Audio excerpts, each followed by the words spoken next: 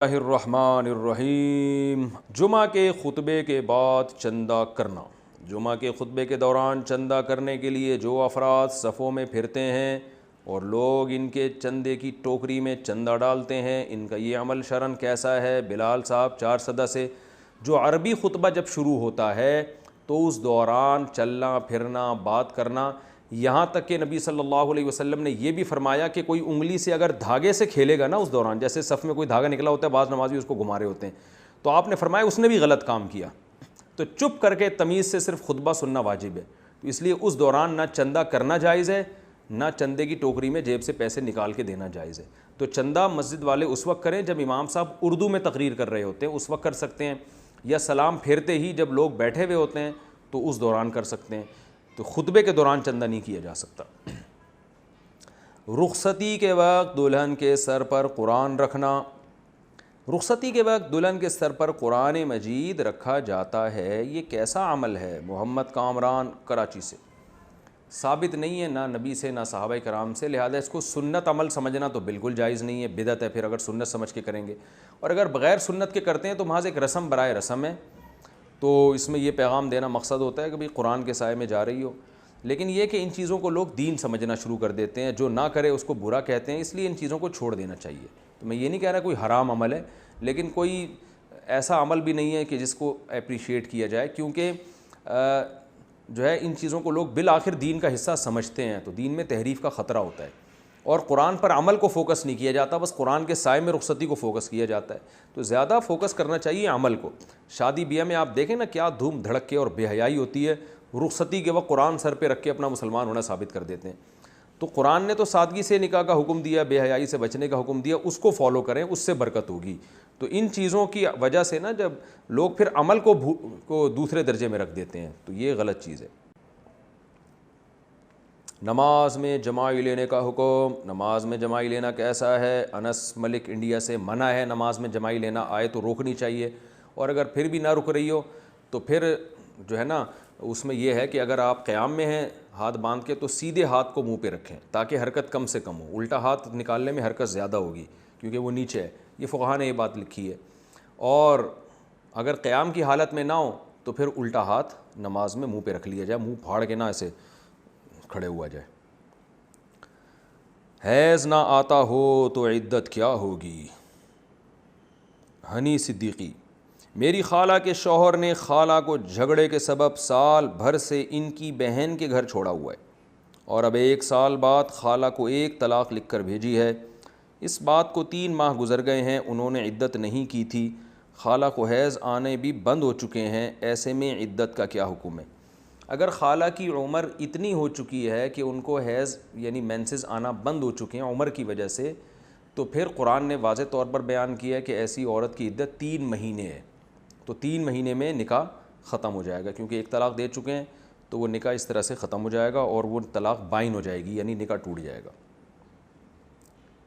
Factory میں جمعہ ہو سکتا ہے؟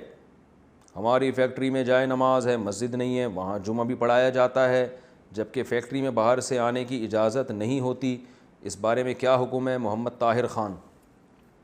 جمعہ کے جائز ہونے کے لیے 2 شرطیں ہیں۔ نمبر 1 شہر ہو، اگر یہ فیکٹری کسی گاؤں میں یا صحرا میں شہر سے بہت دور ہے، مضافات میں بھی نہیں آتی شہر کے، تو پھر یہاں جمعہ جائز نہیں ہے۔ دوسری شرط یہ کہ اذن عام ہو، سب لوگوں کو اس میں آنے کی اجازت ہو۔ تو یہ 2 شرطیں اگر نہیں پائی جائیں گی تو جمعے کی نماز کی اجازت نہیں ہوگی۔ تو فیکٹری میں اگر اذن عام ہے، سب کو اجازت ہے، آ سکتے ہیں، تو وہ نماز ہو جائے گی، اور اگر پابندی لگائی ہوئی ہے تو پھر نماز جائز نہیں ہے۔ موبائل پر لون لینا کیا جائز ہے؟ موبائل میں بیلنس ختم ہو گیا، دور دور تک کوئی دکان نہیں ہے، تو لون لینا کیسا ہوگا؟ مسعود محمود خان ایبٹ آباد سے۔ جناب مسعود محمود خان، اگر بیلنس یعنی ڈالنا بہت آسان بھی ہو، قریب میں آپ کے شاپ بھی ہو، تو بھی موبائل میں لون لینا بالکل جائز ہے، اس کا سود سے کوئی تعلق نہیں ہے۔ لوگ اس کو سود سمجھتے ہیں، حالانکہ یہ سود ہے نہیں، یہ لون ہوتا ہی نہیں ہے اصل میں، یہ ایڈوانس میں آپ کو کچھ یونٹ دے دیے جاتے ہیں بات چیت کرنے کے لیے، اس کو لون سے تعبیر کیا جاتا ہے۔ تو اگر ضرورت نہ بھی ہو تو بھی موبائل میں ایڈوانس بیلنس ڈلوایا جا سکتا ہے، اس کو جو لون کہتے ہیں، تو شریعت میں یہ لون ہے نہیں، تو جائز ہے، یہ اس میں کوئی گناہ نہیں ہے۔ رات کو تسبیح فاطمی کب پڑھیں؟ رات کو تسبیح فاطمہ وتر کے بعد پڑھنی چاہیے یا جب بستر پر بیٹھیں تب پڑھنی چاہیے؟ جاوید احمد کشمیر سے۔ دیکھیے جب یہ بستر پہ لیٹ جائیں نا اس وقت پڑھنے کا حکم ہے۔ حدیث ہے رسول اللہ صلی اللہ علیہ وسلم کی صحیح حدیث ہے، حضرت فاطمہ رضی اللہ تعالی عنہا نبی صلی اللہ علیہ وسلم کے پاس آئیں، عرض کیا کہ یا رسول اللہ میں گھر میں بہت خدمت کرتی ہوں، ہاتھوں پہ نشان پڑ جاتے ہیں چکی پیسنے سے، کوئی گھر میں خادم کا انتظام کر دیں۔ آپ صلی اللہ علیہ وسلم نے فرمایا میں تمہیں ایسا عمل نہ بتاؤں جو خادم سے بہتر ہے؟ فرمایا ضرور بتائیے۔ تو آپ صلی اللہ علیہ وسلم نے فرمایا 33 دفعہ، فرمایا جب تم بستر پہ سونے کے لیے لیٹ جاؤ، حضرت علی سے بھی آپ نے فرمایا، حضرت فاطمہ سے بھی، کہ جب بستر پہ سونے کے لیے لیٹ جاؤ، ایک روایت میں آتا ہے کہ آپ صلی اللہ علیہ وسلم خود حضرت فاطمہ کے گھر گئے اور حضرت علی اور حضرت فاطمہ کے درمیان میں بیٹھ کے آپ نے ان کو نصیحت فرمائی کہ جب تم سونے کے لیے بستر پہ لیٹ جاؤ 33 دفعہ سبحان اللہ، 33 دفعہ الحمدللہ اور 34 دفعہ اللہ اکبر پڑھو۔ یہی تسبیحات پڑھنے کا حکم ہر نماز کے بعد بھی ہے اور رات جب ہم سونے کے لیے لیٹ جائیں تو اس وقت بھی ہے۔ تو یہ وتر کے بعد نہیں پڑھے جائیں گے بلکہ جب آپ بستر پہ سونے کے لیے لیٹ جائیں تو اس وقت پڑھی جائے گی یہ تسبیح۔ اور اس کی یہ فضیلت ہے کہ آپ صلی اللہ علیہ وسلم نے اپنے داماد اور اپنی بیٹی کو یہ تسبیحات بتائیں، اور فضیلت یہ بتائی کہ یہ گھر میں خادم سے بہتر ہے، یعنی خادم سے تمہیں وہ کچھ حاصل نہیں ہوگا جو تمہیں ان تسبیحات پڑھنے سے قیامت میں جو اجر ملے گا، تو اس اجر کو دیکھ کر تم یہ کہو گے کہ ہم نے دنیا مصیبت میں گزار دی، مصیبت سے مراد یعنی مشقتوں میں گزار دی، تو جو اجر ہمیں مل رہا ہے یہ اس خادم سے کروڑہ گنا زیادہ ہے۔ اس خادم سے ہمیں جو سہولت ملتی اس سے اتنا مزہ نہیں آئے گا جتنا اس اجر کو دیکھ کے قیامت میں مزہ آئے گا۔ اللہ ہم سب کو توفیق عطا فرمائے۔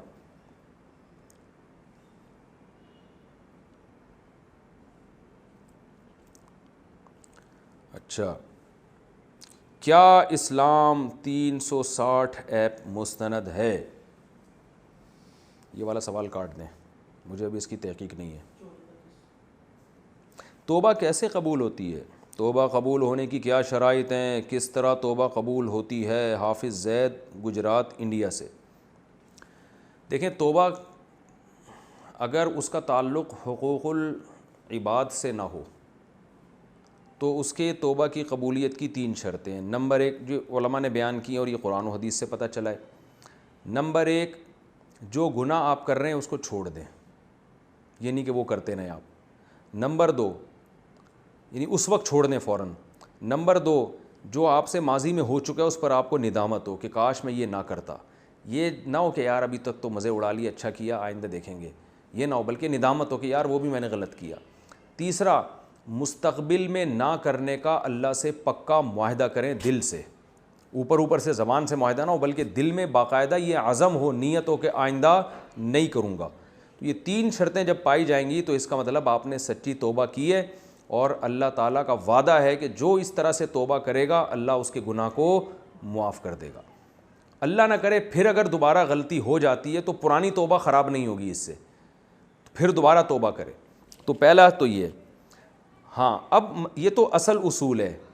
اب اس میں یہ دیکھنا پڑتا ہے کہ حقوق العباد تھے یا ایسا حق اللہ کا جس کی قضا بھی ذمے میں واجب ہے، تو پھر توبہ کی تکمیل میں اس قضا کو ادا کرنا بھی ضروری ہے۔ جیسے آپ نے وسیم بھائی سے 1 لاکھ روپے لے کے کھا گئے، اب آپ نے توبہ کر لی اللہ سے کہ اللہ میں نے وسیم بھائی کو بڑے دکھ دیے، مجھے معاف فرما، تو اللہ فرماتے ہیں ٹھیک ہے تم 3 کام کرو، پچھلے پر ندامت، آئندہ کسی کے پیسے نہ کھانے کا عزم، اور اس وقت اگر کسی کے پیسے کھائے ہوئے ہو تو یہ عمل بھی چھوڑ دو۔ یہ 3 کام کر لیے، لیکن اب یہاں چوتھا کام بھی کرنا پڑے گا کہ وسیم بھائی کو وہ 1 لاکھ روپے دینے پڑیں گے یا ان سے معاف کروانے پڑیں گے، تو یہ چوتھا کام بھی یہاں کرنا پڑے گا ایکسٹرا۔ اسی طرح آپ نے کوئی ایسا فرض چھوڑ دیا جس کی قضا بھی ہے شریعت میں، تو توبہ کی تکمیل میں یہ بھی ہے کہ اس کی قضا بھی آپ نے کرنی ہے۔ مثال کے طور پر نمازیں آپ نے چھوڑ دیں تو اب توبہ بھی کریں اور نماز کی قضا بھی کرنی پڑے گی، اگر قضا نہیں کرتے تو پھر توبہ قبول نہیں ہے آپ کی۔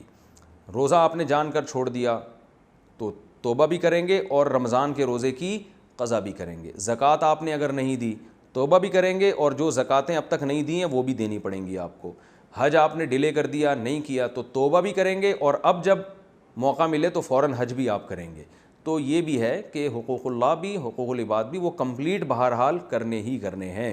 اور کچھ گناہ ایسے ہوتے ہیں جن میں جو ہے وہ جن کی کوئی قضا نہیں ہے، خدا نخواستہ کوئی بے حیائی ہو گئی، بد نظری ہو گئی، اللہ نہ کرے زنا ہو گیا، تو بس خوب گڑ گڑائے اللہ کے سامنے اور آئندہ کے لیے عزم کرے کہ میں یہ گناہ نہیں کروں گا. لیکن اس میں بھی یاد رکھیں کہ یہ اس عزم میں مخلص ہے یا نہیں ہے. اس کا پتہ ایسے چلے گا کہ آئندہ اس گناہ سے بچنے کے لیے یہ کوئی اسباب اختیار کر بھی رہا ہے کہ نہیں کر رہا. مثال کے طور پر کسی کو سینما گھر میں فلم دیکھنے کی عادت ہے یا انٹرنیٹ پہ تنہائی میں بیہودہ فلمیں دیکھنے کی عادت ہے, فحش فلمیں. اب اس نے دیکھ لیں, اب اللہ سے توبہ کر رہا ہے, تو توبہ تو کر رہا ہے اور عزم کر رہا ہے کہ اللہ آئندہ میں نہیں دیکھوں گا.